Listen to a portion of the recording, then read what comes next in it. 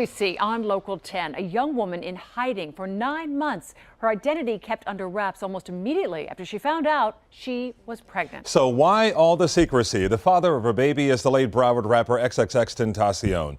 Genesis Sanchez talks to Local 10 exclusively tonight about their relationship, the new baby's unusual name, and what she'll tell her child about the controversial SoundCloud singer.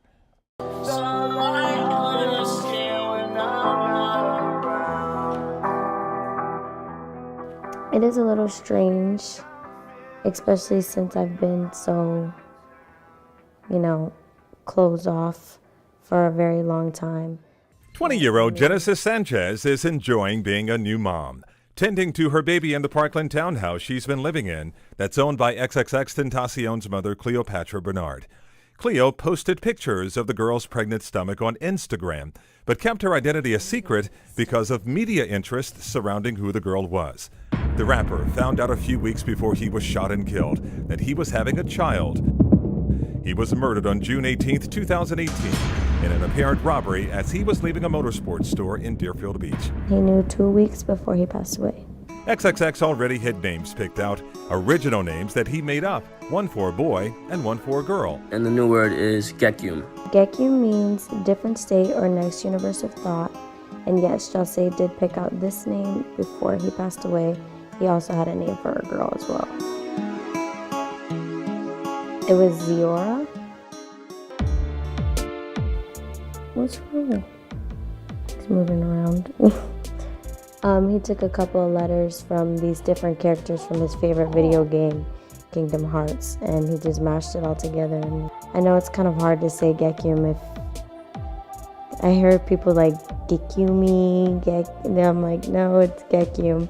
But yeah, he goes by Yumi as well. Sanchez wasn't even supposed to leave the house for the birth.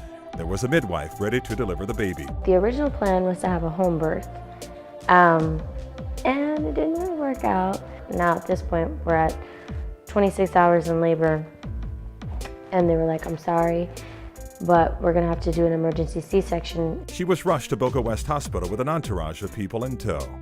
And then I had a very great support system with me. I had Cleo, I had my mom, and then the whole entourage. People probably thought we were insane. We had like 7 cars just to pull up to the hospital. She and Onfroy had been a couple, she says, since January 2018, but they had known of each other for a few years.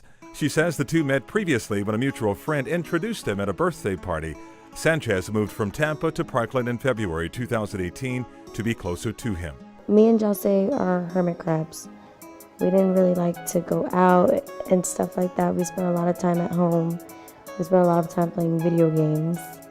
We didn't care to go out, especially even if we went out, people were noticing him.